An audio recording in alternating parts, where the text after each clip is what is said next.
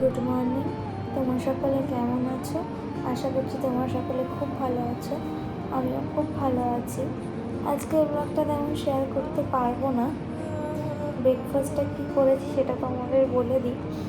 সব থেকে বড় কথা, বলার থেকে বড় কথা তোমরা বরং দেখে নাও। সকালের ব্রেকফাস্ট এই যে চানা মশলা, তার সাথে রুটি।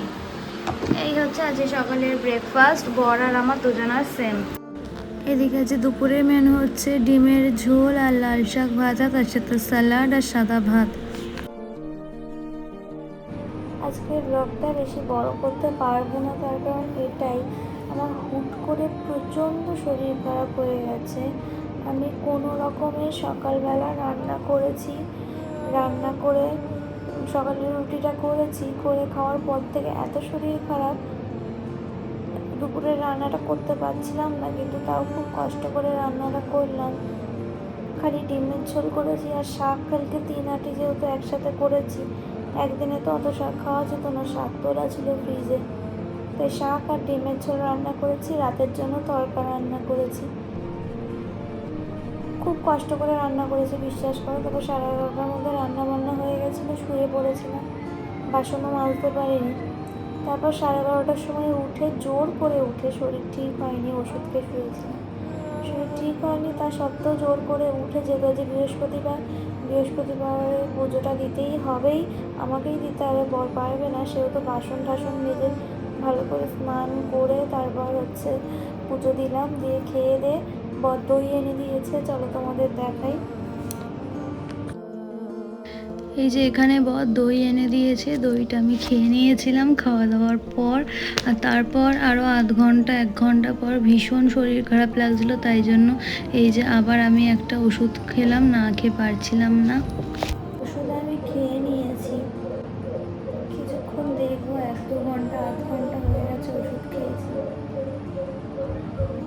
যদি না কমে তাহলে 1-2 ঘন্টা পর বর ডিউটি থেকে আসবে, বরের সাথে হসপিটাল।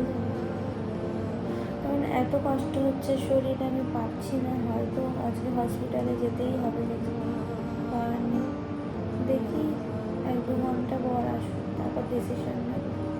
খাওয়া দাওয়ার পরেও বাসনটা বর মেজে দিয়েছে, স্যালাড কুটেছে বর, তারপর ভাতটা বেড়ে আমার যে ভাতের হাঁড়িটা সেটাও বরই মেজে দিয়েছে, আমি মাজতেও পারিনি।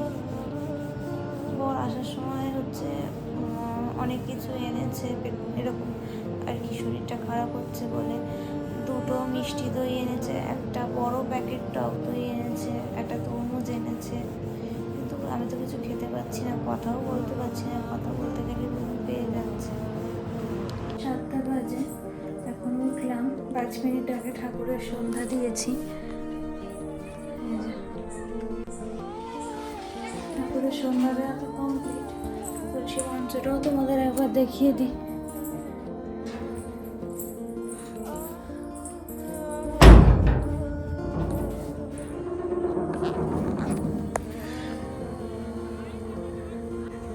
এই যে আমার তুলসী মঞ্চ,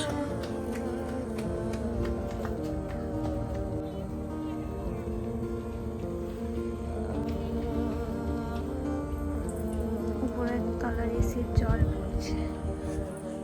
আমি ওই শোয়ার ঘরে এসিটা জ্বালিয়েছিলাম, এই সবে 10 মিনিট হলো বন্ধ করেছি, 6:45 না 50 নাগাদ বন্ধ করলাম এসিটা।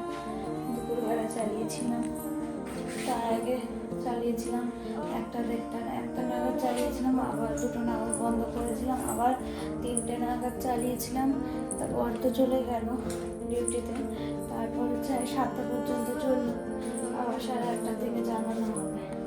খেয়ে নেবই, 1টা বাজে, আজকে আর চা খাবো না, খালি গজাই খাচ্ছি একটা। রাতের জন্য তো তড়কা করেছিলাম, কিন্তু রুটি বর খাবে না বললো, আমার শরীর খারাপ বলে, তা বর ভাত, তড়কার ডাল আর ডিম ভাজা দিয়ে খাবে, আর আমি তেল নুন দিয়ে ভাত মেখে ডিম ভাজা দিয়ে খাবো। চলো আজকের ব্লগটা এখানে এন্ড করছি, তোমরা সবাই ভালো থেকো, সুস্থ থেকো, টাটা।